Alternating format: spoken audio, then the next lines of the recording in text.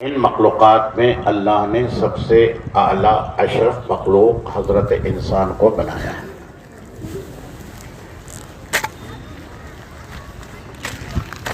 بکری اس کو استعمال کرتے ہیں دودھ کے اعتبار سے، گوشت کے اعتبار سے، جانوروں کا استعمال ہوتا ہے، درختوں کا استعمال ہوتا ہے۔ جب تک چاہا دودھ استعمال کیا، دودھ دینا بند کی، ذبح کر دیا۔ ذبح کرتے سمے پوچھا،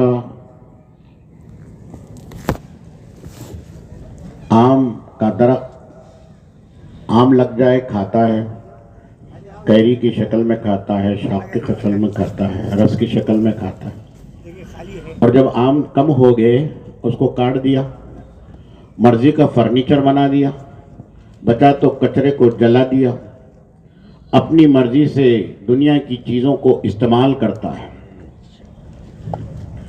انسان اپنی مرضی سے گھر بناتا ہے، کارخانہ بناتا ہے، کارخانے کے لیے مشینریز کو لاتا ہے، اسٹیل کو لاتا ہے، ریتی کو لاتا ہے، سیمنٹ کو لاتا ہے، اینٹ کو لاتا ہے، مستری کو لاتا ہے، انجینئر کو لاتا ہے۔ یہ مختلف چیزوں کو جمع کر کر کارخانہ بناتا ہے۔ گھر بنانا ہے، ریتی ہے، سیمنٹ ہے، لوہا ہے، انجینئر ہے، یہ سب چیزوں کو جمع کرتا ہے۔ اللہ پاک نے بھی ایک پروجیکٹ بنایا ہے، جس طرح میل والا اپنا پروجیکٹ بناتا ہے کارخانے کے لیے، جس طرح گھر والا اپنا پروجیکٹ بناتا ہے گھر کے لیے، اللہ نے ایک پروجیکٹ بنایا ہے۔ وہ دنیا کا پروجیکٹ ہے جس میں انسان کو بنانا ہے۔ تو انسان کی ضروریات، اس کی غذا کے لیے اناج ہے، اس کے میوے ہے، اس کے پھل ہے۔ انسان کی ضرورت کے لیے پانی ہے، ہوا ہے، بارش ہے، زمین ہے۔ انسان کی ضرورت کے لیے سب کچھ کو بنایا ہے، اور اس میں مخلوقات کو بھی بنایا ہے۔ جس طرح کہا میں نے کہ بکری کو بنایا ہے، جانوروں کو بنایا ہے جن کا استعمال کرتے ہیں، پھلوں کو بنایا ہے، آم کے درخت کو بنایا ہے، جب چاہا استعمال کر لیا، جب چاہا توڑ دیا، فرنیچر بنا دیا۔ صبح بکری کو ذبح کر رہا ہے، پوچھا اس سے، وہ بکری کہہ رہی ہے، تو میرا رب ہے، تو نے پیدا کیا، تو میرا خالق ہے، پھر بھی اپنی مرضی چلاتا ہے۔ نہ تو نے پیدا کیا، نہ تو نے مجھے بنایا، نہ تو نے میرے لیے اناج پیدا کیا، نہ ضرورت کو پیدا کیا، لیکن مرضی میں آیا ذبح کر دیا، قیمہ بنا دیا، کباب بنا دیا، جیسا چاہا ویسا استعمال کر لیا۔ حالانکہ تو میرا مالک ہے، نہ خالق ہے، نہ رب ہے۔ نباتات کے درخت کہتے ہیں، پھل کہتے ہیں، ان کے درخت کہتے ہیں، جیسا چاہا استعمال کر لیا، پھل دینا کم ہو گئے، فرنیچر بنا دیا، کاٹ دیا، مرضی سے جیسا چاہا ویسا استعمال کر دیا۔ زمین کہتی ہے، جہاں چاہا روڈ بنا دیا، نالی بنا دیا، تالاب بنا دیا، باغ بنا دیا۔ ہر چیز اس کا مالک نہیں، خالق نہیں، لیکن یہ سب کہتے ہیں کہ ہم تجھے برداشت کرتے ہیں۔ اس لیے برداشت کرتے ہیں کہ اللہ نے تجھے اشرف بنایا اور تجھے ہم پر مسخر کرنے والا بنایا۔ ہم تیری مرضی کو نہیں، اللہ کی بنائی ہوئی مخلوق ہیں، اللہ کے حکم پر، تیری مرضی پر چلتے ہیں۔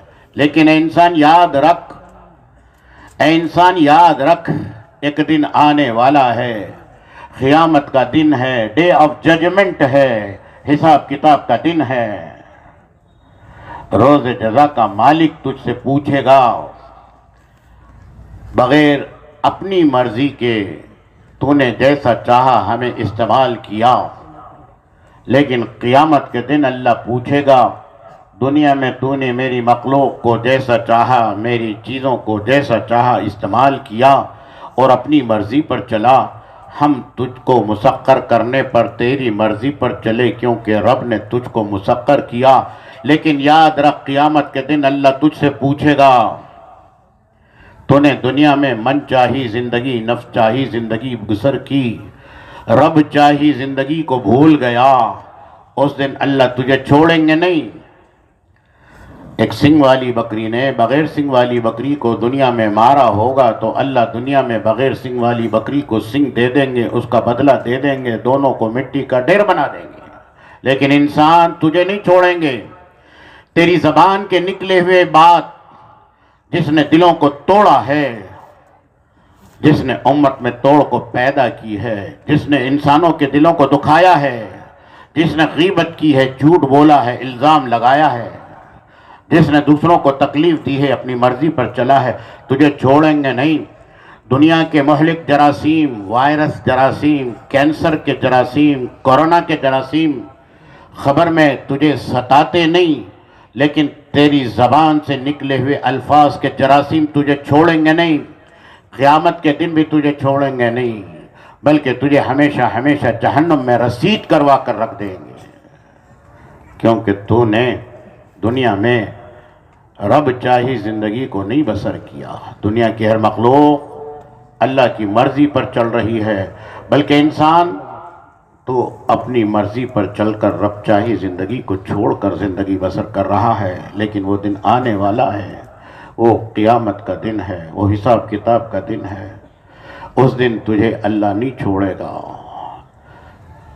تو جھوٹ کہنے کی کوشش کرے گا تو تیری زبان کو بند کر دیا جائے گا، تیرے جسم کا عضو گواہی دے گا، تیرا ہاتھ بولے گا، تیرے پیر بولیں گے، تیرے جسم کا عضو بولے گا اور تیرے خلاف گواہی دیں گے، اور تجھے ہمیشہ ہمیشہ جہنم رسید کر دیں گے۔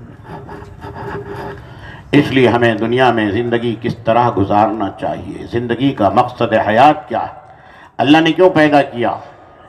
کھانا، کمانا، عیش کی زندگی بسر کر لینا اور چلے جانا، کھیتی میں لگ جانا، فصل کو بنا لینا، کھیتی کو بڑھا لینا، کما لینا، مر جانا، دکان کو لگا لینا، دولت جمع کرنا، مر جانا، بچوں کو پیدا کر لینا، گھر کو بنا لینا، آرام کی زندگی گزرنا اور مر جانا۔ اسی لیے اللہ نے پیدا کیا ہے۔ اللہ نے یوں ہی نہیں پیدا کیا، اللہ نے یوں ہی نہیں پیدا کیا، بلکہ اللہ آخرت کے لیے پیدا کیا ہے۔ آخرت منزل ہے، دنیا چل چلاؤ ہے، دنیا کی قیمت اللہ کے پاس مچھر کے پر کے برابر بھی نہیں ہے، دنیا کی قیمت اللہ کے پاس کچھ بھی نہیں۔ دنیا فانی ہے، دنیا کی ہر چیز فانی ہے، اور ہر ایک کو موت کا مزہ چکھنا ہے۔ کیا چکھنا ہے بھائی؟ مزہ کسے کہتے ہیں؟ آم میٹھا ہے، کھٹا ہے، ہتھیلی پہ لیتا ہے، چاٹتا ہے، مزہ دیتا ہے، کھٹا ہے، میٹھا ہے، تیز ہے، کھارا ہے۔ اس طرح موت بھی مزہ دے گی، یہ ہر ایک نفس کو موت کا مزہ چکھنا ہے۔ کیسی زندگی گزار کر آیا ہے، قیامت کے دن اس کے قدم ہٹ نہیں پائیں گے جب تک ان 5 سوالوں کا جواب نہیں دے گا۔ زندگی کہاں گزار کر آئی ہے؟ یہ زندگی اللہ کی نعمت ہے، اور سب سے بڑی نعمت ہے۔ اللہ پوچھے گا، ایک آدمی نے دکان پر نوکر کو بٹھا دیا، باہر چلے گیا، آتے ہی پہلے پوچھتا کیا دھندا ہوا، کتنا دھندا ہوا، اپنے دھندے کو قیمتی سمجھ کر اس کا حساب رکھتا ہے۔ اللہ بھی انسان کی زندگی کا حساب رکھے گا اور پوچھے گا زندگی تو نے کہاں گزار کر آئی ہے۔ زندگی کے ایک ایک لمحے کا اس کو حساب دینا ہوگا۔ وَمَنْ يَعْمَلْ مِثْقَالَ ذَرَّةٍ خَيْرًا يَرَهُ وَمَنْ يَعْمَلْ مِثْقَالَ ذَرَّةٍ شَرًّا يَرَهُ۔ ذرہ برابر بھی برائی کی ہوگی، اللہ کی پکڑ سے بچ نہیں پائے گا، اس کو اس کا جواب دینا ہوگا۔ ہر انسان کو اپنی زندگی کا حساب دینا ہوگا۔ زندگی قیمتی ہے، یہ نہیں کہ اس کو چوٹی کی طرح مسل دیا جائے۔ زندگی قیمتی ہے، زندگی کا ہر لمحہ قیمتی ہے، اس کو اللہ کے پاس حساب دینا ہے۔ خود اپنی زندگی کو دیکھ لے، کتنی قیمتی ہے، کتنی نعمتوں سے اللہ نے اس کو بنایا ہے۔ ایک جماعت مسجد کی صبح ملاقات کے لیے نکلی، آواز دی، کہا فجر کی نماز میں ملاقات نہیں ہوئی، خیریت تو ہے؟ کہا رات بھر نہیں سو سکا، RCC کی بلڈنگ تھی، اسپنج کا گدا تھا، AC کا کمرہ تھا، پھر بھی نیند نہیں آئی، کیا وجہ ہے؟ کہا رات بھر پیشاب نہیں ہوا، بے چین رہا۔ ڈاکٹر کو بتانے کو گئے، ڈاکٹر نے کہا اس کے گردے میں پتھری ہو گئی۔ گردہ کیا ہے؟ چھلنی ہے، چھلنی، آٹے کی چھلنی۔ گھر میں آٹے کی چھلنی ہے نا، ہے کہ نہیں بھائی؟ چھلنی ہے، کتنے سوراخ ہے اس کو؟ کوئی بتائے؟ ابھی خریدے، برسوں سے استعمال ہو رہی ہے، کبھی گنے؟ گردہ بھی چھلنی ہے، پیشاب کو اور خون کو چھانتا رہتا ہے، پیشاب کو الگ کرتا ہے، خون کو الگ کرتا ہے۔ تو گردے میں بھی چھنی ہے، جس طرح آٹے کی چھنی ہے اس طرح انسان کے گردے میں بھی چھنی ہے، وہ دونوں کو الگ کرتا ہے۔ اس میں بھی سوراخ ہے۔ کتنے سوراخ ہیں؟ آٹے کی چھنی بڑی کہ گردے کی چھنی بڑی؟ کیا بڑی ہے؟ بولیے۔ ڈاکٹروں نے، سائنسدانوں نے اس کو گنا ہے، آن این اوریج اوسطاً ہر انسان کے ایک ایک گردے میں 10 لاکھ سوراخ ہیں۔ کتنے سوراخ ہیں؟ کتنا چھوٹا؟ کس نے بنایا ہے؟ کس نے بنایا؟ ماں نے؟ باپ نے؟ کس نے بنایا؟ ڈاکٹر کہنے لگا اس کے گردے میں پتھری ہو گئی، پتھری کی وجہ سے سوراخ بند ہو گئے، پیشاب الگ اور خون الگ نہیں ہو رہا، دونوں مل رہے، اس لیے پیشاب باہر پاس نہیں ہو رہا۔ تو کیا کرنا ہوگا؟ ڈائلیسس کی مشین سے اس کو پیشاب کروانا ہوگا۔ ہفتہ بھر پیشاب پھرواؤں گا، 50,000 روپے لوں گا۔ کتنے لے گا پیسے؟ 1 مہینے میں کتنے ہفتے؟ کتنے ہفتے؟ کتنے پیسے ہو گئے؟ کتنے ہو گئے؟ 2 لاکھ۔ سال کے کتنے؟ بولو۔ 20 لاکھ۔ بچپن سے لے کر آج تک اللہ اگر پیشاب پھرنے کی قیمت مانگ لے تو قیمت ادا نہیں کر سکتے۔ یہ گردے کتنے قیمتی ہیں، یہ آنکھ، ایک تصویر اتارنے کو کتنے پیسے لگتے ہیں؟ اب ایک آنکھ سے کتنے لوگ دکھ رہے ہیں؟ کتنی تصویریں اتر رہی ہیں؟ 1 منٹ میں کتنی تصویریں اتر رہی ہیں؟ اگر اس کے پیسے لی جائے تو کتنے پیسے ہو جائیں گے؟ کان کتنے قیمتی ہے؟ ایک فون کرو کتنے پیسے؟ آؤٹ آف انڈیا کرو کتنا چارج؟ آنکھ میں لائٹ ہے، MSB کا لائٹ، اس کا بل ادا نہیں کرے تو کیا ہوگا؟ کٹ ہو جائے گا۔ بچپن سے آج تک آنکھوں کی لائٹ کی نور کو دیکھ رہے ہو، کبھی اللہ نے بل نہیں دیا، بند کر دیا؟ یہ آنکھ کتنے قیمتی ہے، یہ کان کتنے قیمتی ہے، یہ پیر کتنے قیمتی ہے، یہ زبان کتنی قیمتی ہے، یہ گردے کتنے قیمتی ہے، یہ سانس جو لے رہا ہے، یہ لنگس، یہ پھیپھڑے کتنے قیمتی ہے۔ کس نے بنایا ہے؟ کتنی کتنی قیمتی چیزیں اللہ نے انسان کو دے رکھی ہے۔ کیا اس کو حق نہیں کہ اس کا حساب پوچھا جائے؟ ہے کہ نہیں؟ یہ ہاتھ کا جوائنٹ صرف 2 اسکرو فٹ کیا اللہ نے، یہ جوائنٹ میں سے اسکرو فٹ نہیں کرتا، فولڈ نہیں ہوتا۔ فولڈ نہیں ہوتا تو کھانا کیسے کھاتا؟ میں تم کو کھلاتا، تم مجھے کھلاتے۔ پیجامہ کیسا بنتا اپنا؟ کس نے بنایا ہے؟ انسان اپنے کو دیکھ لے گا، بے ساختہ وہ اللہ کو یاد کرنے والا بن جائے گا۔ یہ زمین دکھنے میں کیسی ہے؟ سونگ کر دیکھو کوئی خوشبو، کھا کر دیکھو کوئی مزہ۔ اسی سے گلابی کلر، گلاب کے پھول کی خوشبو، چمیلی کی سفیدی، اسی کے بازو مرچی تیز پن، اسی کے قریب گنا اور میٹھا کیلا۔ اس زمین سے کون نکال رہا؟ کس نے بنایا ہے؟ کون ہے بنانے والا؟ کیسی کیسی نعمتیں اللہ نے بنائی ہیں انسان کے لیے۔ یہ بارش انسان کے لیے، یہ زمین انسان کے لیے، یہ آسمان انسان کے لیے، یہ بارش کا نظام انسان کے لیے، یہ ستاروں سیاروں کا نظام انسان کے لیے، یہ جنگلات کا نظام انسان کے لیے، یہ نباتات کا نظام انسان کے لیے، حتیٰ کہ سانپ کا نظام بھی انسان کے لیے۔ سانپ میں زہر ہے، میتھین گیس۔ آب و ہوا میں پولوشن کا مسئلہ چلتے رہتا ہے۔ اگر یہ زہریلی گیس اگر سانپ نہ ہوتا، وہ زہریلی گیس کو جذب نہ کرتا تو زہر ہواؤں میں پھیلتا، انسان مر جاتا، بغیر سانپ کے ڈس لیتا اور زہر ہو جاتا۔ یہ زہریلی میتھین گیس کو کس نے جمع کیا سانپ کے پاس؟ یہ سب اللہ نے بنا کر رکھا ہے، اللہ نے دی ہے نعمتیں۔ اللہ حساب لے گا نہیں لے گا؟ بولیے کیا خیال ہے آپ کا؟ لینا چاہیے کہ نہیں لینا چاہیے؟ قیامت کے دن ہر بندے کے قدم ہٹ نہیں پائیں گے جب تک اللہ کے 5 سوالوں کا جواب نہیں دے گا. پہلا سوال ہوگا زندگی کہاں گزار کر آئی ہے. یہ زندگی بہت قیمتی ہے، اس کا حساب اللہ لینے والا ہے.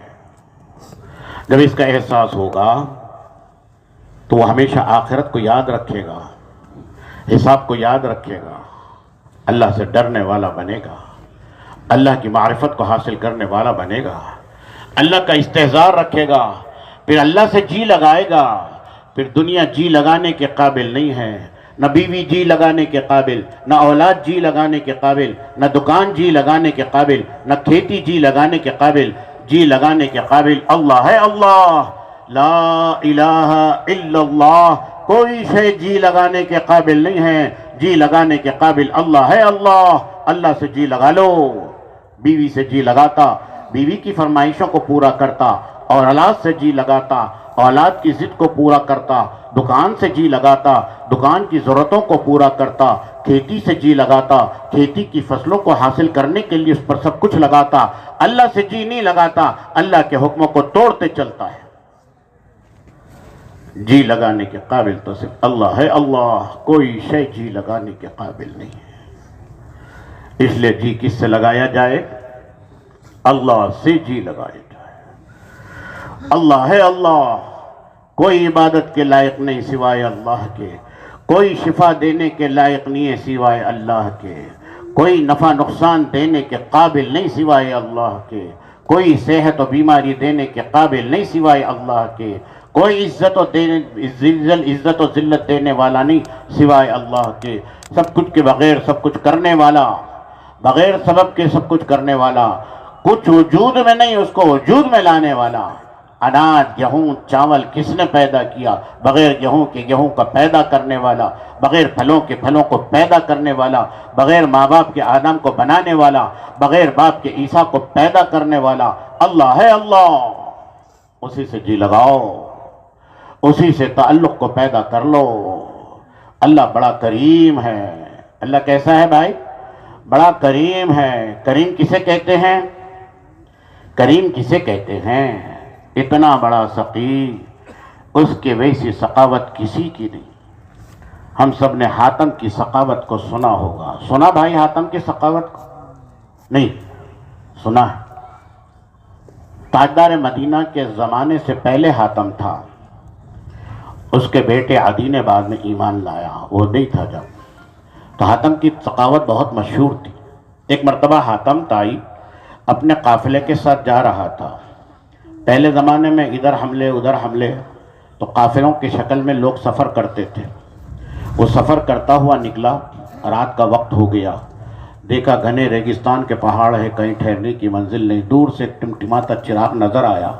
اس چراغ کے پاس پہنچا اس کا قافلہ، اور وہ شخص کے پاس کہنے لگا ہم رات بھر سو جائیں گے، صبح چلے جائیں گے، رات ہو گئی، سفر مشکل ہے. اس نے مہمان نوازی، عرب کی مہمان نوازی بہت مشہور ہے. اس نے اس قافلے کے لیے بکرا ذبح کیا. بکرا ذبح کیا تو سب کے ہاتھ کلیجی پہ پڑے.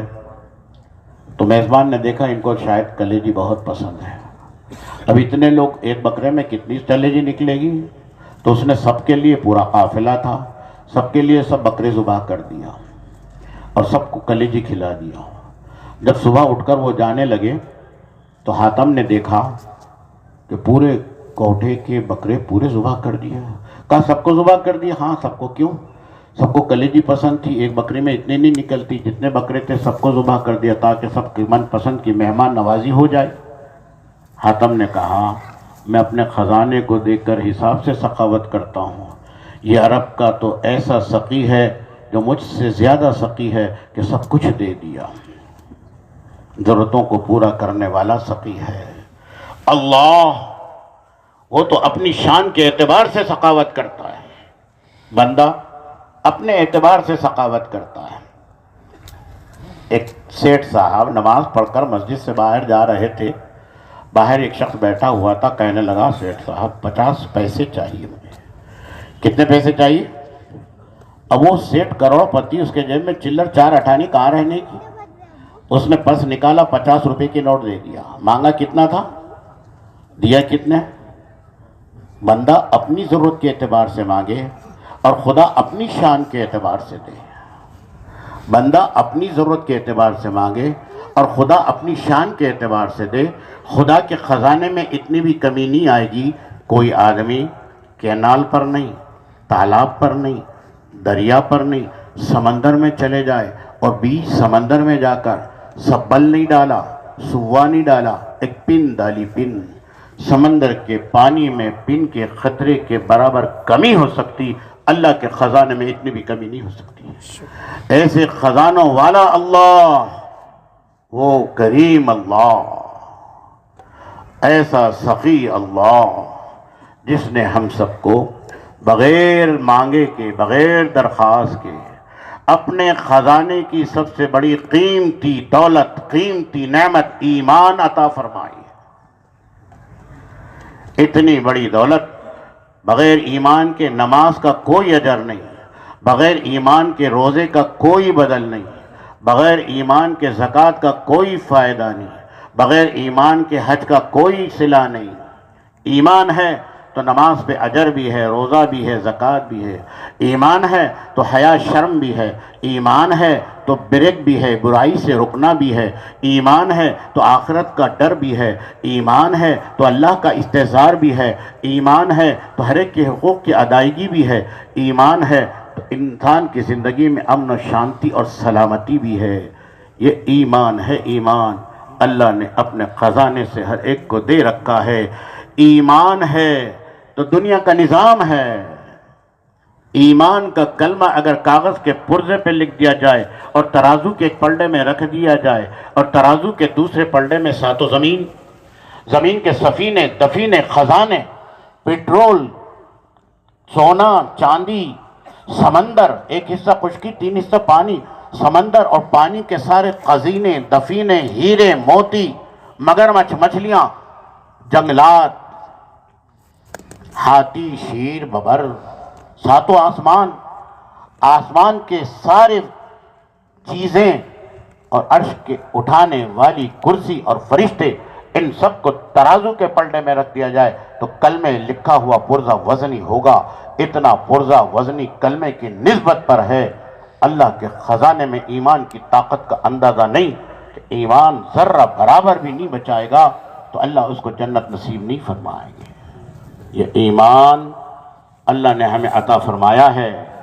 نہ صرف عیسیٰ و موسیٰ کا امتی بنایا بلکہ وہ نبی جس کے صدقے میں دنیا کو بنایا گیا، وہ نبی جس کو رحمت للعالمین بنایا گیا. دوسرے نبی زمانے کو، علاقے کو، قبیلے کو، مختصر مدت کے لیے، اور ہمارے نبی کو قیامت تک کے نبی، بلکہ قیامت کے دن بھی نبی. شفاعت والی دعا باقی ہے، قیامت کے دن بھی نبی، نبیوں کے نبی، سردار الانبیاء احمد مجتبیٰ محمد مصطفیٰ صلی اللہ علیہ وسلم، جو شجر کے نبی ہیں، حجر کے نبی ہیں، جو جنوں کے نبی ہیں، انسانوں کے نبی ہیں، جو سارے مخلوقات کے نبی ہیں، جو رحمت للعالمین ہیں. وہ نہ ہوتے تو دنیا نہ ہوتی. ایسا نبی کی امت میں اللہ پاک نے ہمیں عطا فرمایا ہے. لَإِن شَكَرْتُمْ لَأَزِيدَنَّكُمْ، جس کے بارے میں دائی حلیمہ فرماتی ہیں عرب کے رسم و رواج کے مطابق بچوں کو دودھ پلانے کے لیے عرب کے حج کو آنے والوں سے متعدد بیماریاں پھیلتی، ان سے بچوں کو حفاظت کی جائے. عرب میں آنے والے مختلف دنیا کے لوگوں سے آتے جس سے زبان کا ادب ختم نہ ہو جائے، خلل ملل نہ ہو جائے. ان سب باتوں کے حفاظت کے خاطر عرب کے بچوں کو وہ دیہاتوں میں دودھ پلانے والی عورتوں کو دے دیا کرتی. اس روایت کے مطابق دائی حلیمہ جب پہنچی تھی بچوں کو لینے کے لیے اور ان کے ہاتھ میں جب آمنہ کا لال آیا، برکتیں ہی برکتیں، برکتیں ہی برکتیں. چلنے لگی تھی قافلہ، آخر میں پہنچا، سب بچے جا چکے تھے. جب آمنہ کے لال کو لے لیا تو اس کی اونٹنی پھدک پھدک کر سب سے آگے چلنے لگی. بکریوں کی نسل میں برکت، دودھ میں برکت، عمر میں برکت، فصل میں برکت، خاندان میں برکت. دائی حلیمہ کے والے نیارے ہو گئے. یہ سب آمنہ کے لال کی برکت کا نتیجہ ہے. ابھی نبی نہیں بنائے گئے، نبوت تو 40ویں سال میں ملی، مگر دائی حلیمہ کہتی ہیں میں نے بہت سے بچوں کو دودھ پلایا. آمنہ کے لال کی طرح میں نے کسی بچے کو نہیں پایا۔ دادا جان عبد المطلب کہتے ہیں میں ملکوں میں بہت سے سفر کیا تجارت کے خاطر، مگر میرے پوتے احمد جیسا بچہ ہونہار خوبصورت میں نے کسی بچے کو نہیں پایا۔ حضرت جبرائیل کہتے ہیں میں سارے نبیوں کے پاس وحی لے کر آیا، مگر تاجدار مدینہ جیسا نبی نہیں پایا۔ میں نے دیکھا کہ شیطان ابلیس عبادت گزار، ہر جگہ سجدہ کرنے والا، اس کی غلطی پر، اس کی نافرمانی پر اللہ نے اس کو مردود قرار دیا۔ ہمیشہ ڈرتے رہتا نہ جانے مجھ سے کوئی غلطی ہو جائے میرا کیا انجام ہوگا، ہمیشہ اس فکر میں رہتا۔ مگر تاجدار مدینہ کی نبوت کا صدقہ ہے کہ اللہ نے ایک وحی ایسی نازل فرمائی جس میں مجھے روح الامین کہا گیا، جس پر مجھے اس نبی کے صدقے پر اطمینان ملا۔ وہ نبی جو بچوں کو زندہ دفن کرتے تھے، اس نبی کا صدقہ ہے کہ بچیوں کو زندہ رہنے کا مقام ملا۔ وہ نبی جس کی نبوت کے صدقے میں ماں کو اتنا بڑا مقام کہ اس کے قدموں میں جنت، وہ نبی جس کی نبوت کے صدقے میں باپ کو مقام ملا، وہ نبی جس کے نبوت کے صدقے میں پڑوسیوں کو حق ملا، وہ نبی جس کی نبوت کے صدقے میں بیٹیوں کو وراثت میں حصہ ملا، وہ نبی جس کے نبوت کے صدقے میں اللہ نے دنیا کے نظام میں قرآن کو نازل کر کر دنیا کو نظام حیات اور زندگی کے ہر شعبے میں بلکہ ہدی للناس کتاب کو نازل فرمایا۔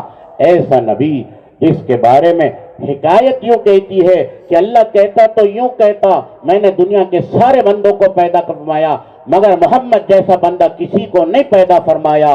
بعد از خدا قصہ مختصر، اللہ کے بعد ادب کے قابل، عظمت کے قابل، احترام کے قابل، اکرام کے قابل ہیں تو وہ تمہارے میرے نبی، شجر و حجر کے نبی، جنہوں انسانوں کے نبی، تاجدار مدینہ احمد مجتبیٰ محمد مصطفیٰ صلی اللہ علیہ وسلم ہیں۔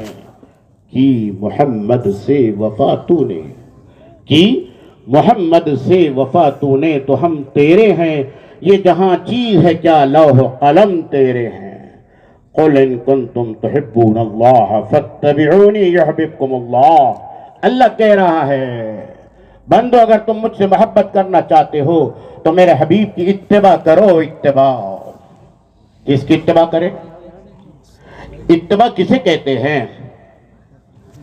اطاعت اور چیز ہے، اتباع اور چیز ہے۔ اطیعوا اللہ و اطیعوا الرسول، اللہ کی بھی اطاعت کریں گے، رسول کی بھی اطاعت کریں گے، لیکن اتباع تاجدار مدینہ کی کریں گے۔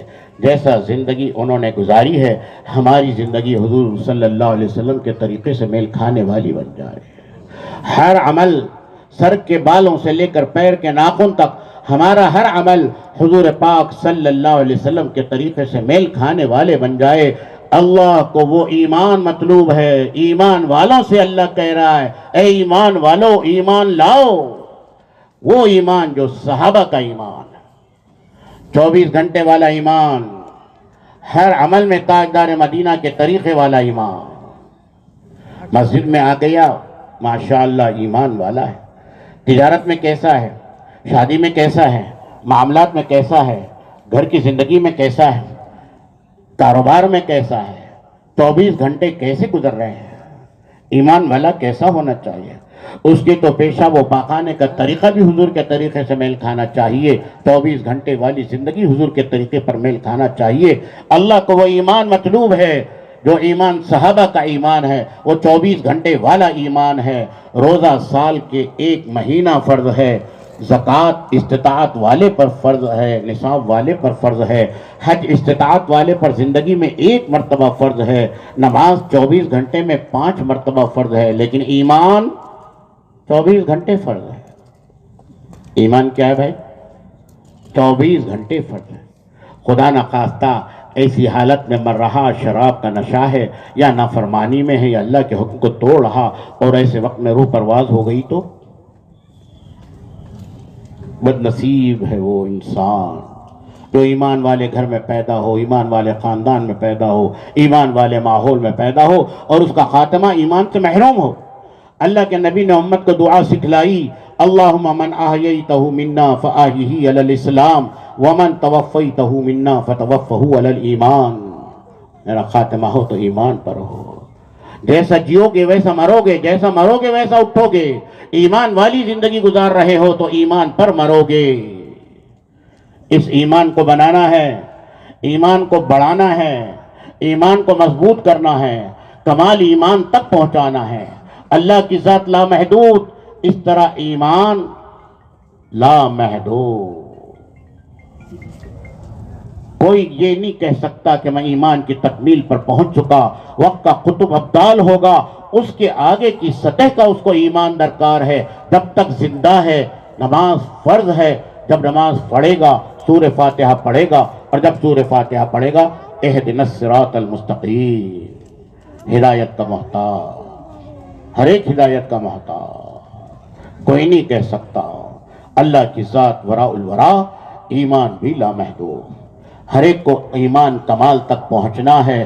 اس کی محنت کرنا ہے، اس ایمان کو بنانے کی محنت کرنا ہے. وہ اعمال جو تاجدار مدینہ نے انسان کو محنت کے لیے دیا ہے، وہ اعمال اگر انسان محنت کرے گا تو وہ ایمان کے کمال تک پہنچنے کی کوشش کرتا رہے گا.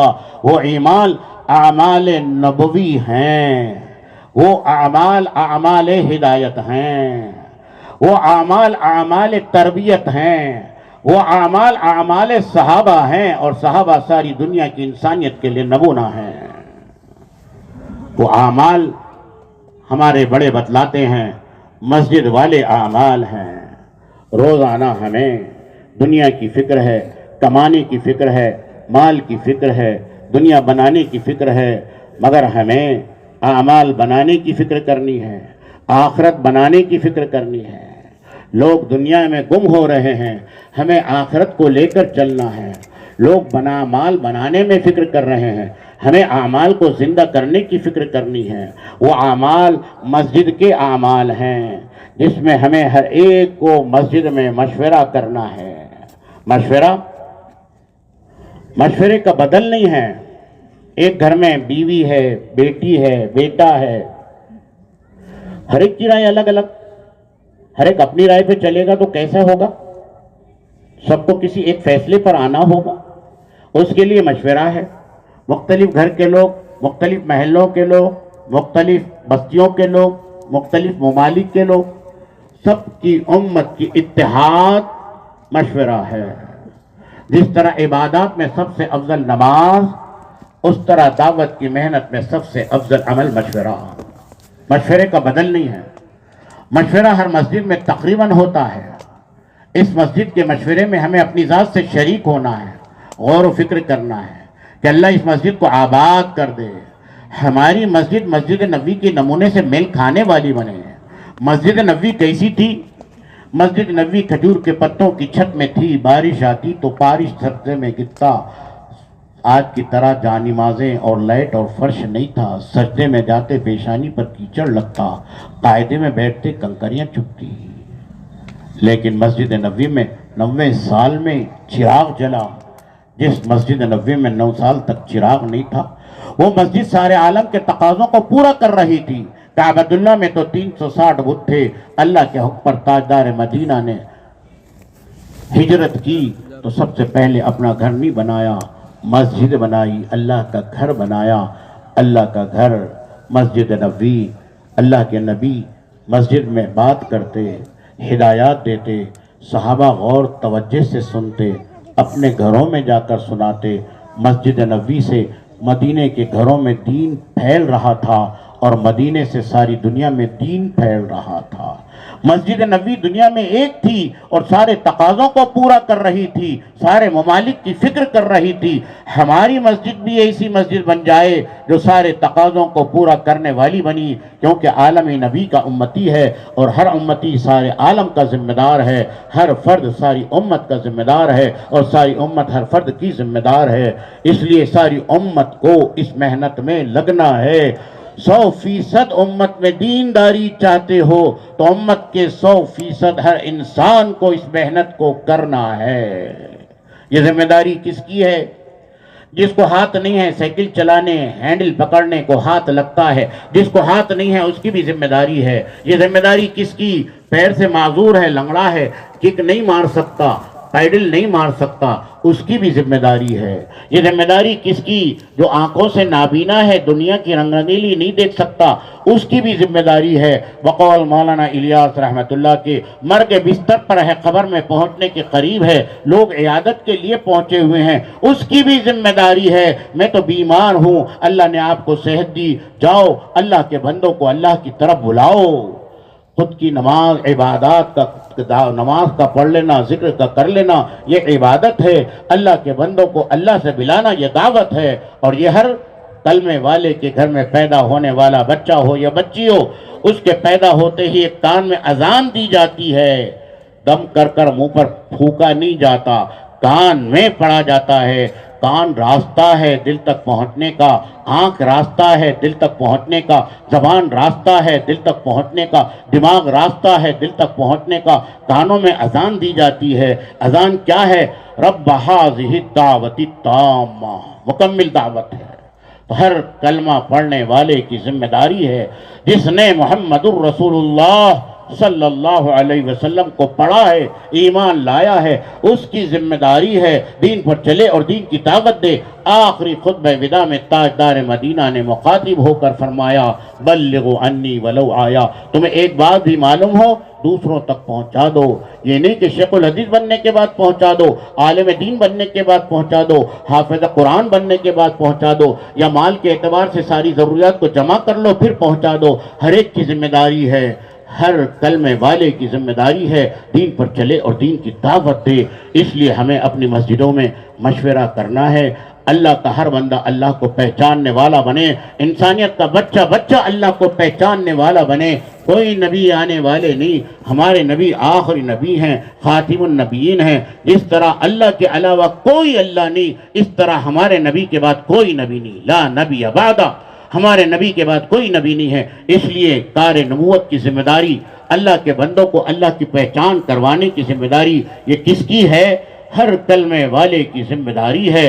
اس کے لیے اپنے اپنے مسجدوں میں اللہ کے گھر میں بیٹھ کے اللہ کا گھر کیسے آباد ہو جائے، ہر ایک اللہ کے گھر میں کیسے آنے والا بن جائے۔ اللہ میزبان ہے، آنے والا مہمان ہے، اللہ میزبانی کر کر اکرام کرے گا، اپنے بندوں کے سارے ضرورتوں کو پورا کرے گا۔ اس لیے اللہ کے گھر کو آباد کرنا ہر کلمے والے کی ذمہ داری ہے۔ اس لیے ہم اپنے محلوں میں، اپنے مسجدوں میں ہونے والے مشوروں میں اہتمام سے بیٹھے 10-15 منٹ فکر کرے، غور کرے کہ اللہ یہ مسجد کیسے آباد ہو جائے۔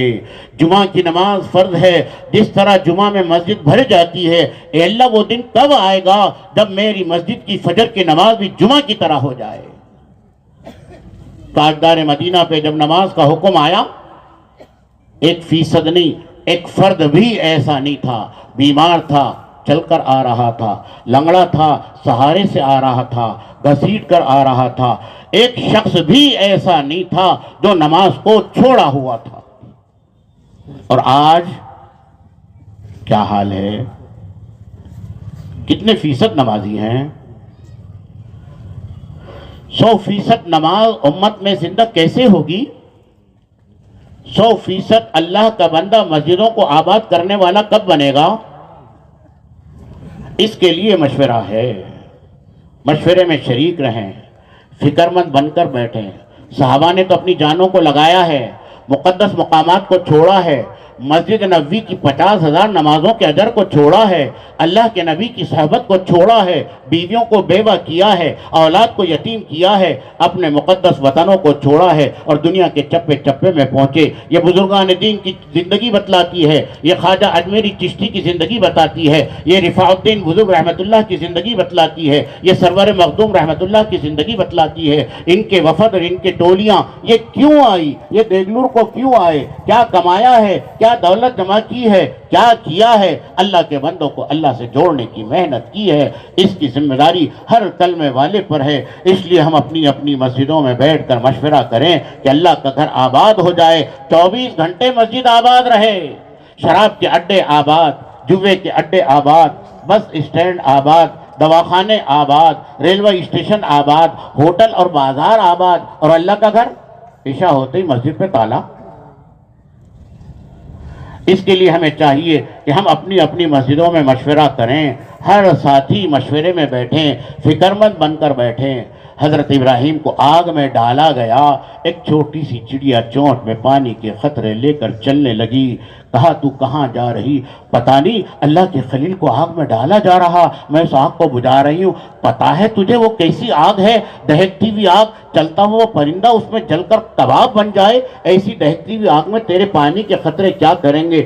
اللہ نے جتنی سکت دی ہے اتنی میں کوشش کر رہا ہوں، اللہ گواہ ہے۔ اللہ مجھ سے پوچھے گا، میرا خلیل جل رہا تھا، میں جب کہوں گی کہ اللہ تو نے جتنی مجھے استطاعت دی میں اس اعتبار سے کوشش کر رہا ہوں۔ صحابہ تو اپنی جان مال کو سب کو لگا گئے ہیں، خون نہیں، خون کے بدلے پسینہ، ساری زندگی نہیں، تھوڑا سا وقت ہم اللہ کے گھر میں مسجد کو آباد کرنے کی فکروں میں لگائیں اور روزانہ مشوروں میں بیٹھے، اور نماز کے بعد، کسی ایک نماز کے بعد مسجد میں احادیث کی تعلیم میں بیٹھیں، فضائل اعمال کی تعلیم، منتخب احادیث کی تعلیم، یہ ایمانیات سے تعلق رکھتی ہیں۔ اعمال کا شوق پیدا ہوگا، اعمال کا جذبہ پیدا ہوگا، دنیا کے بدلے آخرت کی فکر آئے گی، مال کے بدلے اعمال کی فکر آئے گی، اور اسباب کے بدلے اللہ پر یقین آئے گا، اور دنیا کی چیزیں نظر آ رہی ہیں، اس کے بدلے تاجدار مدینہ کی خبر پر یقین آئے گا۔ ان تعلیم میں اپنے آپ کو بٹھائیں، اعمال کا شوق پیدا ہوگا، اعمال کا جذبہ پیدا ہوگا، اعمال کرنے والا بنے گا۔ یہ احادیث تاجدار مدینہ کے ارشادات ہیں۔ اللہ کے نبی پہ پہلی وحی نازل ہوئی اقرا کی، تھوڑی سی گھبراہٹ محسوس ہوئی، پہنچے گھر پر اور اپنی زوجہ محترمہ اما جان خدیجۃ الکبریٰ سے کہا اور وحی کو سنایا اور سارے واقعے کو سنایا۔ یہ اللہ کے نبی کے واقعے کا سنانا کیا ہے؟ یہ اللہ کے نبی کے ارشادات ہیں۔ فضائل کی تعلیم میں کیا یہی تو احادیث نبوی ہیں، یہی نورانی ارشادات ہیں۔ ان نورانی ارشادات کو ہم سنیں گے، ادب کے ساتھ سنیں گے، دھیان کے ساتھ سنیں گے، دل میں نورانی بنے گا، اور نورانی جذبے کے ساتھ اعمال کا شوق پیدا ہوگا اور اعمال کا کرنے والا بنے گا۔ اس لیے ہمیں چاہیے کہ مسجد کی ہونے والی تعلیم میں آدھا گھنٹہ اپنی ذات سے اس تعلیم میں بیٹھیں اور روزانہ مسجد کو آباد کرنے کی محنت میں لگے رہیں۔ ہر گھر پر جا کر اللہ کے بندوں کو اللہ کے گھر میں لانے کی کوشش کریں، اللہ کا گھر آباد رہے۔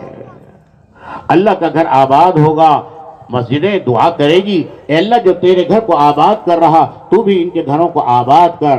مومن کی پہچان اس کا دل مسجد میں اٹکا رہے، جس طرح بغیر پانی کے مچھلی تڑپتی ہے، ایمان والا بغیر مسجد کے تڑپتا رہے، اس کا دل، اس کو سکون، اس کا اطمینان۔ اللہ کا گھر ہے، مسجد کو آبادی کی محنت میں لگائے، ایک ایک کے گھر پر جا کر ایمان کی نسبت پر ایمان والے سے ملاقات کرے اور اس کو بات کرے۔ ایمان والا ہے، لیکن اللہ کو کون سا مطلوب ہے؟ ایمان 24 گھنٹے والا ایمان، صحابہ والا ایمان، وہ ایمان مطلوب ہے۔ اس کے لیے ہر ایک فکر مند بن جائے، اس لیے ہر ایمان والے سے ایمان کی نسبت پر ایمان کی دعوت دے، اللہ کے خزانوں کی دعوت دے، اللہ کی طاقت کی دعوت دے، اللہ کی قدرت کی دعوت دے، اللہ کے خزانوں کا یقین اس کے دل میں آ جائے۔ ایک نوجوان کی شادی ہو گئی، 4-5 سال ہو گئے، بچہ نہیں ہوا، ڈاکٹر کے پاس پہنچا، ڈاکٹر صاحب شادی ہو کر 5 سال کا عرصہ ہو گیا، ابھی تک کیا اولاد نہیں ہوئی؟ چیک اپ کیا، کہا آپ میں تو خرابی نہیں، بیوی میں خرابی ہے۔ بیوی کو چیک اپ کیا، وہ نوجوان مایوس ہو گیا، ڈپریسڈ ہو گیا، نا امید ہو گیا۔ اب میں بانجھ، مجھے اولاد نہیں ہوگی، کیونکہ وہ ظاہر کو دیکھ کر چلتا ہے، وہ اسباب کو دیکھ کر چلتا ہے، اسے یقین نہیں، اللہ کے خزانوں کا یقین نہیں کہ بغیر ماں باپ کے آدم کو کس نے پیدا کیا، بغیر باپ کے عیسیٰ کو کس نے پیدا کیا۔ وہ نبی حضرت زکریا علیہ السلام 120 سال کی عمر، ضعیفی کی حالت میں ہیں، کالے بال سفید ہو چکے ہیں، اور ان کی بیوی 80 سال کی عمر، اور دعا کر رہے ہیں، اے اللہ میں تو کمزور ہوں، مجھ میں کمزوری آ چکی ہے، لیکن مجھے یقین ہے تیرے خزانوں میں کمی نہیں ہے، 120 سال کی عمر میں اللہ تو مجھے اولاد دے دے۔ اس یقین سے اللہ سے مانگا ہے۔ ایمان والا اللہ کے خزانوں پر یقین رکھ کر، اللہ کی قدرت پر یقین رکھ کر اللہ سے مانگے گا، اسباب پر نہیں چلے گا۔ اسباب مخلوق ہے، مخلوق مکڑی کے جالے کی طرح ہے، جالا بہت نظر آ رہا، ہاتھ پھیر دو جالا ختم ہو جائے گا۔ ایمان والا جالوں کو بدلنے کے لیے، حالات کو بدلنے کے لیے، حالات سے متاثر ہونے کے لیے نہیں ہے۔ حالات سے جو متاثر ہوتا ہے وہ منافق کی پہچان ہے۔ تاجدار مدینہ کے ساتھ منافقین رہتے تھے، محرقوں میں چلتے تھے، مگر اسباب کو دیکھ کر، حالات کو دیکھ کر چلتے تھے۔ ایمان والا تو اللہ کے خزانوں کو دیکھ کر چلتا ہے، اس لیے وہ اس نوجوان کی طرح نا امید نہیں ہوئے، بلکہ حضرت زکریا نے اللہ سے اولاد کو 120 سال کی عمر میں حاصل کیا۔ اللہ کے خزانوں کا یقین۔ ایک صحابی رسول آ کر کہنے لگے، یا رسول اللہ میں ہلاک ہو گیا۔ کیا ہو گیا؟ کہا روزے کی حالت میں بیوی کے قریب ہو گیا۔ اللہ کے نبی نے فرمایا کفارہ ادا کر دو، کھجور تقسیم کر دو۔ یا رسول اللہ ایک کھجور کے دانے کا مالک نہیں ہوں۔ کیسی قسم پرسی ہے اس صحابی کی، ایک کھجور کی قیمت کتنی؟ کہہ رہے وہ صحابی رسول، یا رسول اللہ ایک کھجور کے دانے کا مالک نہیں ہوں، میں کھجور کہاں سے تقسیم کروں؟ میرے پاس کچھ نہیں ہے۔ قسم پرسی پر ہلاک نہیں ہوا، غربت پر ہلاک نہیں ہوا، دنیا کی چیزوں پر ہلاک نہیں ہوا، ہلاک ہوا تو کس پر ہلاک ہوا؟ یا رسول اللہ اللہ کا حکم توڑ گیا، اس پر میں ہلاک ہو گیا۔ یہ ایمان اللہ کے حکموں کو توڑنے نہیں دیتا، اللہ کے حکموں کو توڑنے نہیں دیتا۔ حضرت حنظلہ کیا کہتے ہیں؟ حنظلہ تو منافق ہو گیا۔ کیا ہو گیا؟ جب اللہ کے نبی کی صحبت میں رہتا ہوں تو میری دل کی کیفیت اور رہتی ہے، اور بعد میں جب گھر پر جاتا تو دل کی کیفیت اور ہوتی ہے۔ 24 گھنٹے والا ایمان۔ ایک روزے دار سحری کرتا ہے، سحری سے لے کر افطار تک، بھوک لگ رہی دوپہر میں، کھانا مشکاب گرم بریانی رکھی ہوئی، کیا مجال کہ ایک دانہ بھی کھا لے؟ دودھ کی سوکھتی ہے، پیاس لگ رہی ہے، ٹھنڈا گلاس کا پانی، کیا مجال کہ خطرہ بھی پی لے؟ کیوں؟ وہ ایمان کی کیفیت بتلا رہی ہے، روزے کا استحضار بتلا رہا ہے کہ میں روزے کی حالت میں ہوں، افطار تک میں کچھ بھی کھاؤں گا نہیں، کچھ بھی پیوں گا نہیں۔ جس طرح روزے دار سحری سے افطار تک روزے کی حالت کی اضطراری کیفیت کو محسوس کرتا ہے، ایمان والا 24 گھنٹے اس استحضار کو محسوس کرے کہ اللہ مجھے دیکھ رہا ہے، ترازو کے تولتے سمے اللہ دیکھ رہا ہے، رشوت کے لیتے سمے اللہ دیکھ رہا ہے، بہنوں کے حق کو کھاتے سمے اللہ دیکھ رہا ہے، پڑوسی کو ستاتے سمے اللہ دیکھ رہا ہے، کسی کے دھروں کو پھوڑتے سمے اللہ دیکھ رہا ہے، کسی کی زمین کو ہڑپتے پہ اللہ دیکھ رہا ہے، نافرمانی پر اللہ مجھے دیکھ رہا ہے۔ یہ استحضار اس کی زندگی میں پیدا ہوگا، وہ اللہ کے بندوں کو اللہ کے گھر میں لائے گا تو سب سے پہلے اس سے بات کرے گا، ایمان کی نسبت پر ایمان کی بات کرے گا، اپنے ایمان کو بنانے کی فکر مند بن جائے۔ ہر ایمان والا اپنے ایمان کو کمال ایمان تک پہنچانے کی فکر مند بن جائے تاکہ اس کا خاتمہ ایمان پر ہو جائے۔ اور اس کو بات کرنی ہے، نماز کی بات کرنی ہے۔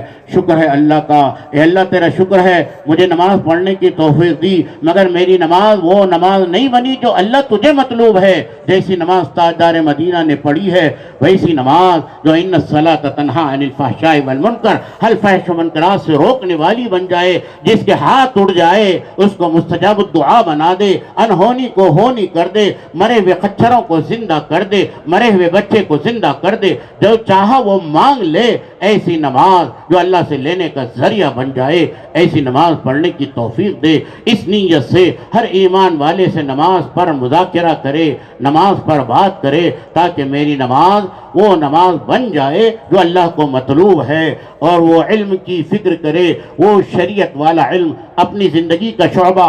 میں تجارت میں ہوں تو تجارت شریعت کے اعتبار سے کیسی کروں، زارع ہوں تو زراعت کیسی کروں، ملازم ہوں تو ملازمت کیسی کروں، مزدور ہوں تو مزدوری کیسی کروں، لیڈر ہوں تو لیڈری کیسی کروں۔ زندگی کے ہر شعبے میں میری زندگی کا جو شعبہ حلال ہے، رزق حاصل کرنے کی کمائی کا تعلق ہے، جہاں مال کے کمانے کا طریقہ ہے، وہ کس طرح حاصل کروں، اس کی محنت کے لیے مجھے اس نشانے پر بات کرنا ہے تاکہ علم شریعت والا علم میں حاصل کرنے والا بنوں، اور ذکر کے ذریعے اللہ کا دھیان ہمیشہ رہے، اللہ کو یاد کرنا نہ پڑے، اللہ ہمیشہ یاد رہے۔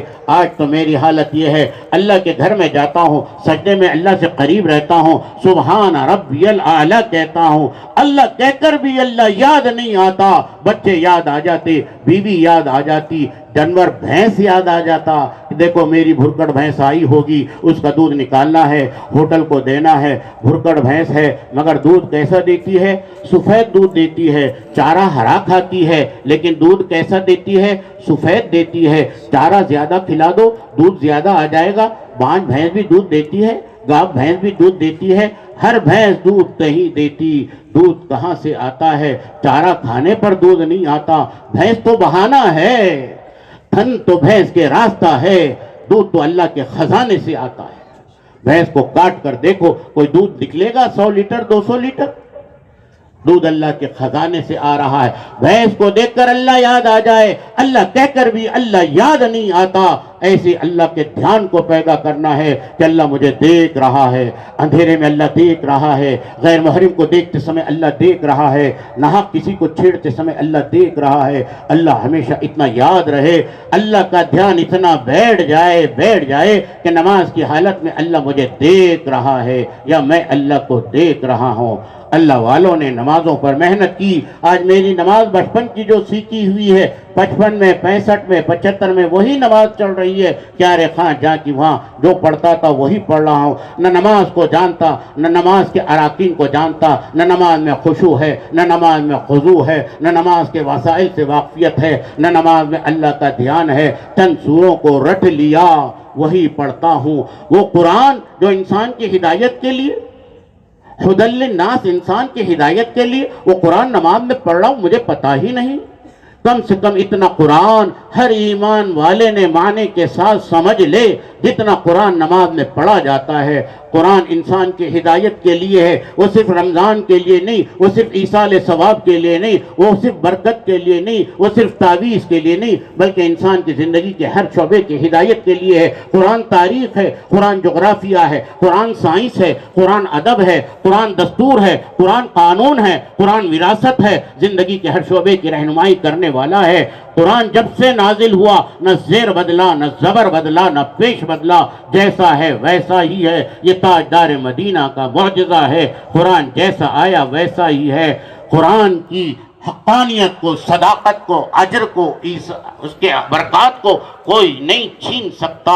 اس لیے قرآن کو پڑھیں, معمولات میں داخل کریں, اللہ کے دھیان کو بٹھائیں اور روزانہ اپنے معمولات میں داخل کریں کہ ہماری صبح قرآن کی تلاوت کے ساتھ ہو. اور اتنا قرآن تو ہر ایک ایمان والے کو سمجھنا چاہیے جتنا نماز میں پڑھا ہے. ان 4 نشانوں پر ہمیں ہر ایمان والے سے بات کرنی ہے. ایمان پر بات کرنی ہے, نماز پر بات کرنی ہے, علم پر بات کرنی ہے, ذکر پر بات کرنی ہے.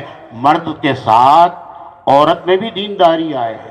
امت کے 3 طبقے ہیں, مردوں کا طبقہ, عورتوں کا طبقہ اور بچوں کا طبقہ. تینوں طبقوں میں دینداری آئے. جہاں پر حضرت ابراہیم نے محنت کی ہے وہیں پر حضرت حاجرہ کی بھی محنت ہے, اور وہیں پر حضرت اسماعیل ذبیح اللہ کی بھی محنت ہے علیہ السلام. جہاں پر تاجدار مدینہ نے محنت کی وہیں پر زوج محترمہ ہماری اماں جان خدیجۃ الکبریٰ کی بھی محنت ہے, اور وہیں پر بچوں میں حضرت علی کرم اللہ وجہہ کی بھی محنت ہے. انسانیت کے, امت کے تینوں طبقوں میں محنت ہو. مردوں میں بھی محنت ہو, عورتوں میں بھی محنت ہو, بچوں میں بھی محنت ہو. مرد تو بازاروں میں, مسجدوں میں, محفلوں میں, واعظوں میں, مجالس میں سن لیتے ہیں, وہ عورت کہاں جائے گی جو گھر کی 4 دیواری میں ہے؟ اس کی دینداری کی کون فکر کرے گا؟ اس کے لیے ہمیں چاہیے کہ اپنے گھر میں, اپنی نگرانی میں فضائل کی تعلیم 5 اعمال کے ساتھ شروع کریں, جس میں حلقے لگے جائیں, تعلیم سنی جائے, صفات کا مذاکرہ ہو اور اس کو تشکیل بھی ہو اور اس کے تعلق سے مشورہ بھی ہو. ان 5 اعمال کے ساتھ اپنی نگرانی میں ہر گھر میں 5 اعمال کے ساتھ کتاب کی تعلیم. ارتداد کا دور ہے, گھروں میں باطل داخل ہوتا ہے, گھروں کے باطل کے دروازے سب بند ہو جائیں گے اگر صحیح نہج سے ہمارے گھروں میں تعلیم ہوگی. روزانہ ہمیں ان 3 اعمال کو کرنا ہے. مشورے میں بیٹھنا ہے, تعلیم میں بیٹھنا ہے, اپنی گھر کی نگرانی میں مستورات میں بھی تعلیم کو زندہ کرنا ہے. گود میں پلنے والی اولاد کو بھی لے کر اس کو تعلیم میں بٹھانا ہے. بچہ جب پیدا ہوتا ہے اذان دی جاتی ہے, کیا وہ اذان کا مطلب سمجھتا یا نماز پڑھتا؟ اس کے اثرات, رسالت کے اثرات اس کی زندگی پر رہیں گے, اس لیے اس کو اذان کہی جا رہی ہے. عبد القادر جیلانی رحمت اللہ کی والد محترمہ وضو کرتی, 500 مرتبہ درود شریف پڑھتی، پھر اس کے بعد اپنے بچے کو دودھ پلاتی۔ یہ ماں کی ذکر کی تربیت کا نتیجہ ہے کہ ان کا بیٹا خطب ابدال کے درجے پر، ولایت کے اعلیٰ درجے پر پہنچا ہے۔ اس لیے چاہیے کہ اپنے بچوں کو بھی لے کر اس تعلیم میں شریک کریں اور مسجد کی آبادی کی محنت کریں۔ ہفتے میں 2 گشت محلے میں جا کر، در در جا کر، گھر گھر جا کر ایک ایک کی خوشامد کر کر اللہ کے گھر میں لے کر آئیں اور ان کے سامنے دین کی بات کریں، تاکہ احساس پیدا ہو، فکر پیدا ہو، ذہن تیار ہو اور دین کی محنت کرنے والا بنے۔ اور پڑوس کے محلے میں بھی جا کر دین کو لانے کی محنت کو کوشش کی جائے۔ 27 دن تک اسی طرح دعوت دیتے رہیں اور 3 دن اللہ کے راستے میں چلتے رہیں۔ اس طرح ہماری محنت کے ذریعے، ان 5 اعمال کے ذریعے ہر مسجد کو آباد کرنی ہے۔ یہ مسجد میں اعمال معمولی اعمال نہیں ہے۔ مکہ فتح ہو رہا ہے۔ ہندہ جس نے اللہ کے نبی کے چچا کے کلیجے کو چبایا تھا، وہ سخت دل عورت ہندہ اپنے گھر میں بیٹھی ہوئی کہہ رہی ہے آج مکہ فتح کر رہے ہیں، مسلمان چن چن کر بدلے لے رہے ہوں گے، سڑکوں پر لاشیں ہوگی، نالیوں میں خون بہہ رہا ہوگا، سب کو ستایا جا رہا ہوگا۔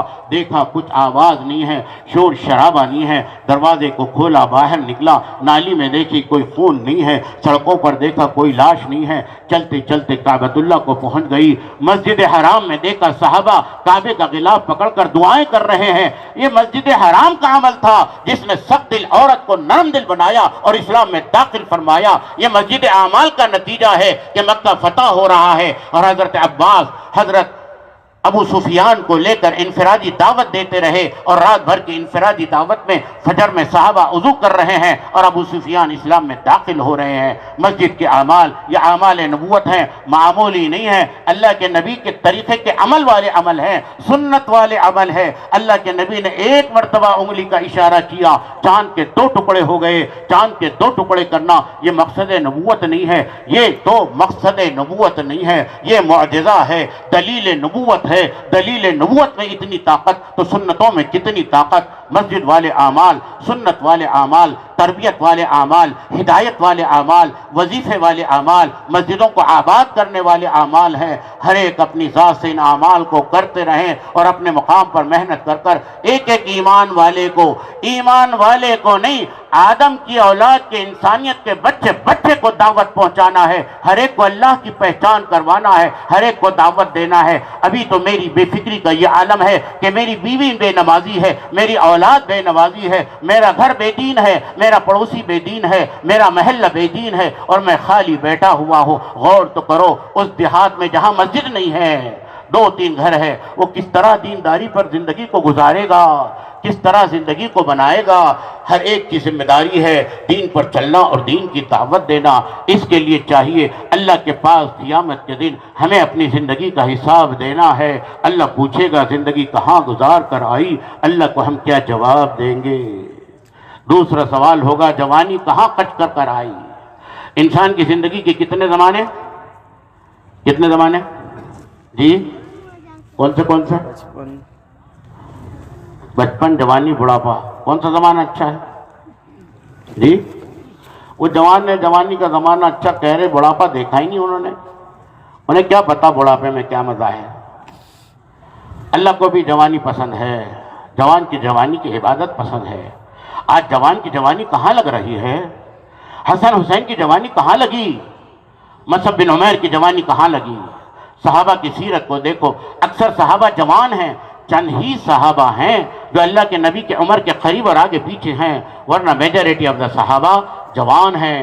عقابی روح جب بیدار ہوتی ہے جوانوں میں، نظر آتی ہے ان کو اپنی منزل آسمانوں میں۔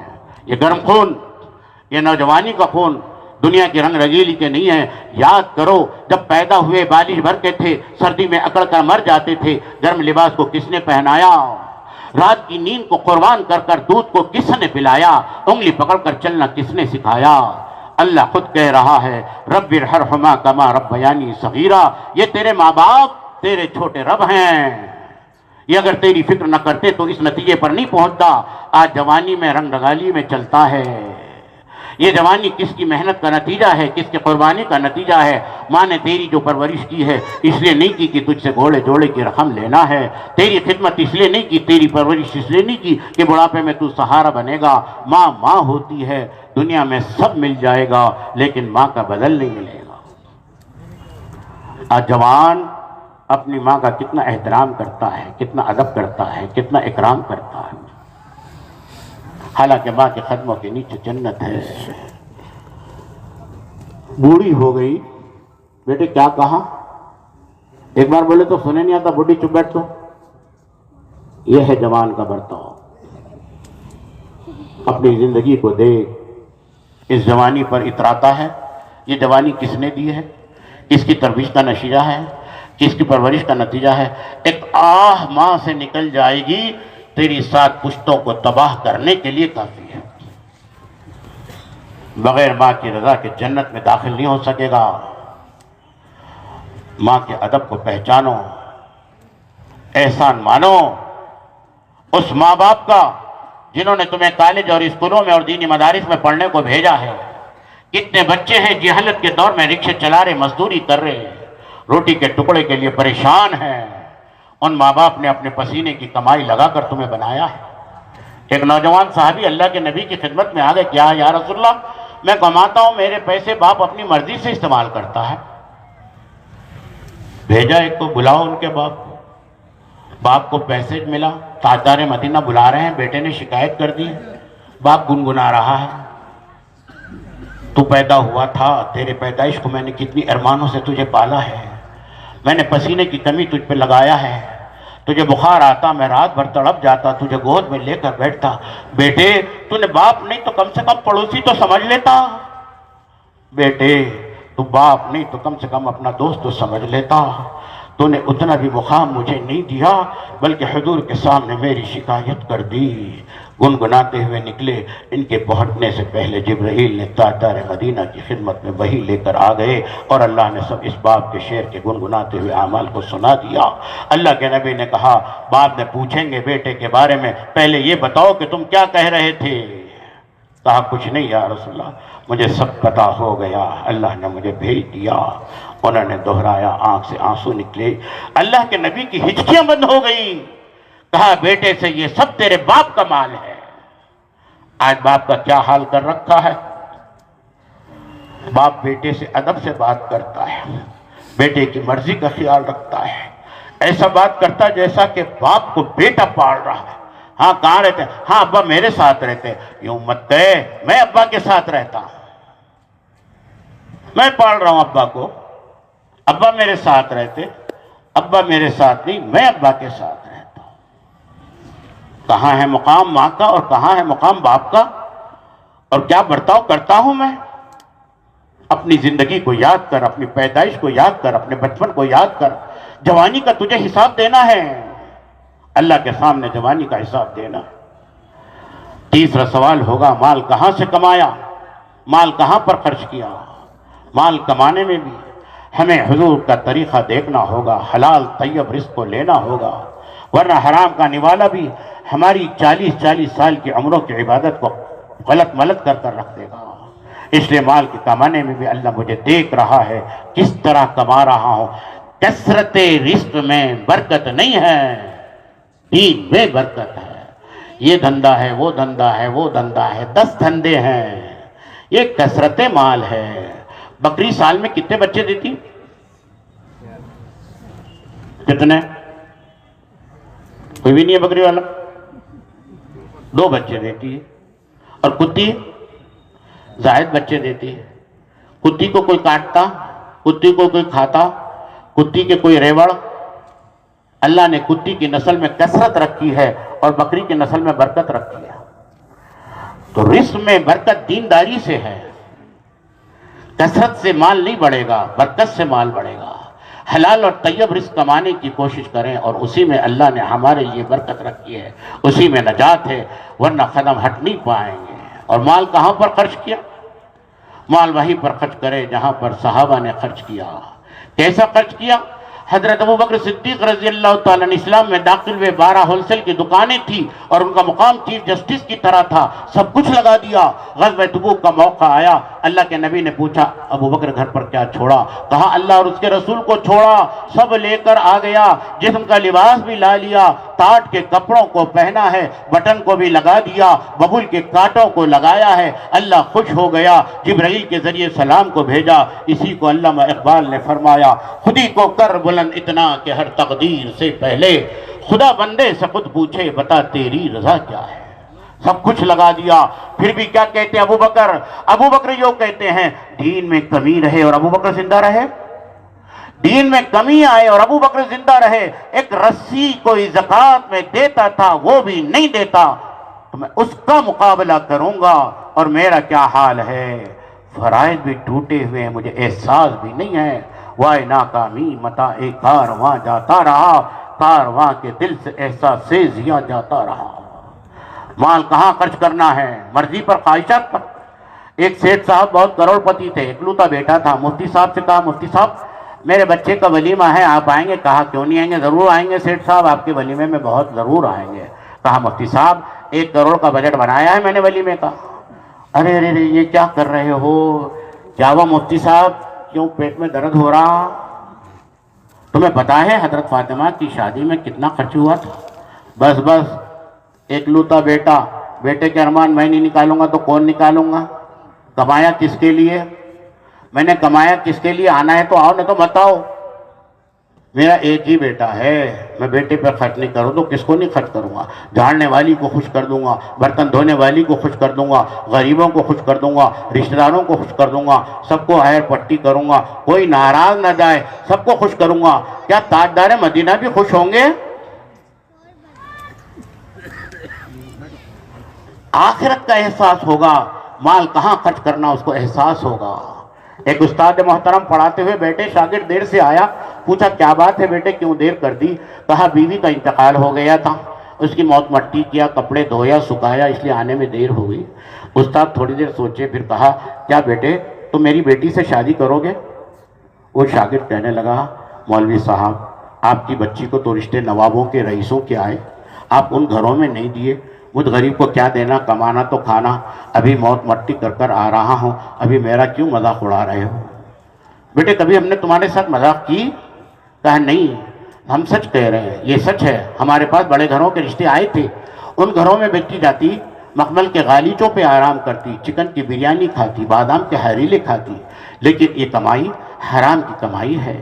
میں نے میری بیٹی کو حلال کمائی سے کھلایا ہے، پٹلا بھا کر کھلایا ہے، لیکن حلال اور طیب رزق کھلایا ہے۔ 2 دن کی دنیا میں آرام کرے گی، ہمیشہ ہمیشہ اسے جہنم میں جانا پڑے گا، اس لیے میں نے ان رشتوں کو انکار کیا ہے، میں تمہارے ساتھ بیٹی کا رشتہ کرنے کو تیار ہوں۔ بیٹا خوش ہو گیا، ماں کو جا کے اچھل کر کہنے لگا، ماں گھبرا گئی، یہ کیا پاگل ہو گیا بیوی کی موت میں، کیا کہہ رہا؟ مول صاحب سنیں گے تو ماریں گے، کمرے میں بند کر دی۔ استاد انتظار کرتے بیٹھے تھے ماں کی اجازت لینے کا، ابھی تک نہیں آیا، یہ خود چلتے ہوئے گئے، ماں سے بولے، جب اس کے ماں کے سمجھ میں آیا کہ بیٹا صحیح کہہ رہا تھا، یہ خود آئے، بیٹی کو روانہ کیا، بیٹی گھر پر چلی گئی۔ تھوڑی دیر ہوئی، کوئی سائل آیا، سوال کرنے لگا، مائی کچھ ہے اللہ کے نام پہ دے دینا۔